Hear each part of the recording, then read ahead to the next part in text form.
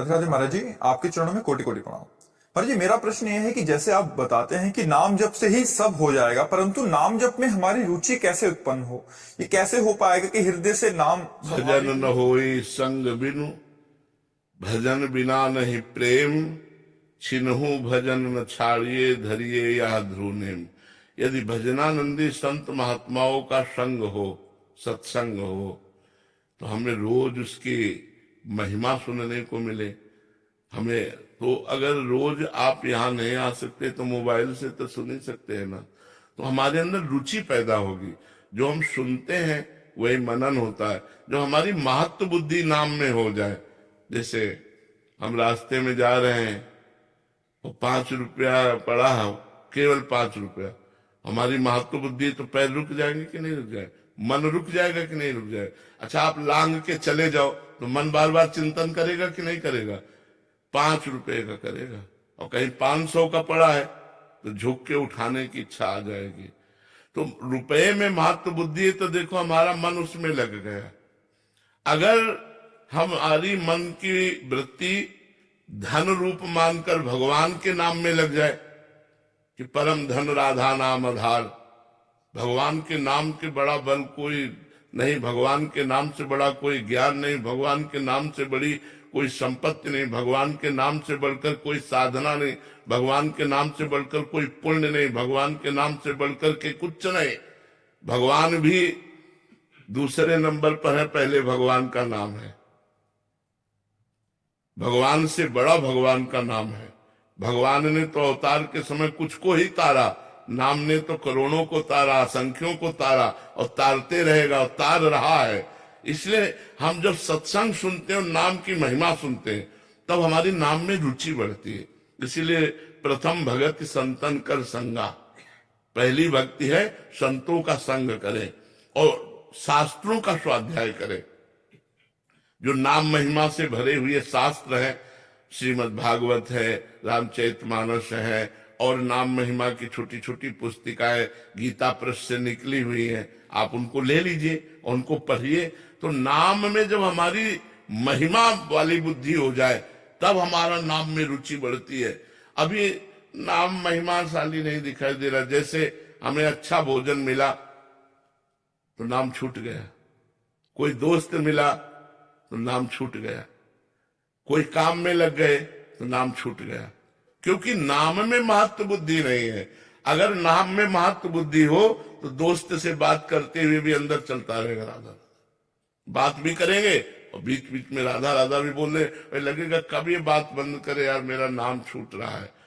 जब नाम का महत्व तब समझा जाए जब त्रिभुवन की राज्य लक्ष्मी देने पर, त्रिभुवन की, भारत के अकेले नहीं, अमेरिका के अकेले नहीं, त्रिभुवन की, ब्रह्मलोक तक का वैभव दिया जाए और कहा जाए आधे पल के लिए नाम छोड़ दो, और नाम ना छोड़े, तब समझो कि वो महाभागवत नाम के महत्व को जान गए।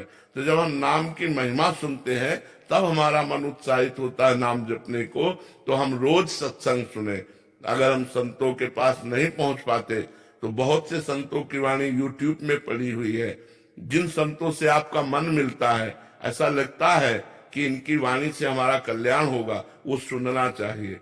वो वाणी में नहीं सुननी चाहिए जिसमें भगवान की महिमा को काटा गया, भगवान के नाम को काटा गया, भगवान की लीला चरित्रों की महिमा को नीचा दिखाया गया। ऐसे भी हैं।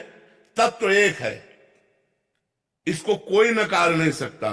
वेद कहता है एको ब्रह्म द्वितीयो नास्ति, दूसरा नहीं है, एक है। वही अवसर पड़ा राम बन गया, वही अवसर पड़ा कृष्ण बन गया, वही अवसर पड़ा वाराह बन गया, वही अवसर पड़ा कच्छप बन गया, वही मत्स्य बन गया। वो विविध अवतार, वही ये सब अवतार धारण किए हुए। ये जो एक दूसरे की कटिंग करते हैं, एक दूसरे की निंदा करते हैं, ये घोर अज्ञानी है, ये नरकगामी है। कोई भी हो, हम उच्च स्वर से कह रहे, क्योंकि वेद जो कहता है वही सबके लिए माननीय है। परमात्मा एक है, उसके रूप अनेक है। अगर अपने ही परमात्मा की तुम मान्यता करके परमात्मा के दूसरे रूप की निंदा करते हो तो तुम नरकगामी होगे, तुम अपराधी हो। तुम्हें ज्ञान नहीं इस बात का, वही सब रूपों में विराजमान है। एक ब्रह्म ही है, वो अनेक रूपों में व्याप्त है। अनेक को एक में, एक को अनेक में जिसने देख लिया वही सच्चा ज्ञानी है। यो माम पश्यति सर्वत्र सर्वम च मयि पश्यति तस्याहम न प्रणश्यामि सच में न प्रणश्यति। जो सर्वत्र मुझको देखता है और मुझ में सबको देखता है, मैं कभी उससे बिलग नहीं रहता, भगवान ने कहा।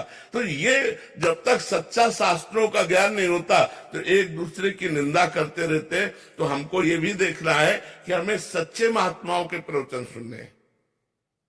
सच्चे महात्माओं का लक्षण, जिनको धन की चाह नहीं है, जिनको मान की चाह नहीं है, जिनको स्त्री का आकर्षण नहीं है, जो एकमात्र भगवान में स्थित है, उनकी वाणी सुननी चाहिए। जो धन के लिए, मान के लिए, भोगों के लिए, तो तो जागतिक ही है, केवल भगवान की आड़ में अपनी वासनाओं का पोषण कर रहा है। वो किसी भी वेश में हो, कोई भी हो, इससे कोई मतलब नहीं।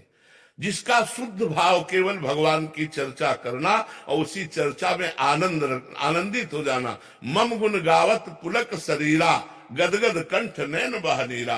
भगवान के पावन चरित्रों का गायन करते करते रोना आ गया, कंठ भर गया, आवाज नहीं निकल रही। यही है महापुरुषों का लक्षण, यही भगवान के निज जनों का लक्षण।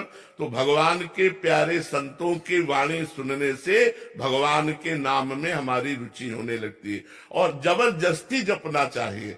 जैसे हमें दवा दी गई तो चाहे जितनी कड़वी हो, लेकिन हम रोग निवारण के लिए खाते हैं, तो भव रोग की अचूक औषधि नाम है। जासु नाम भव भेषज हरन घोर त्रयशूल।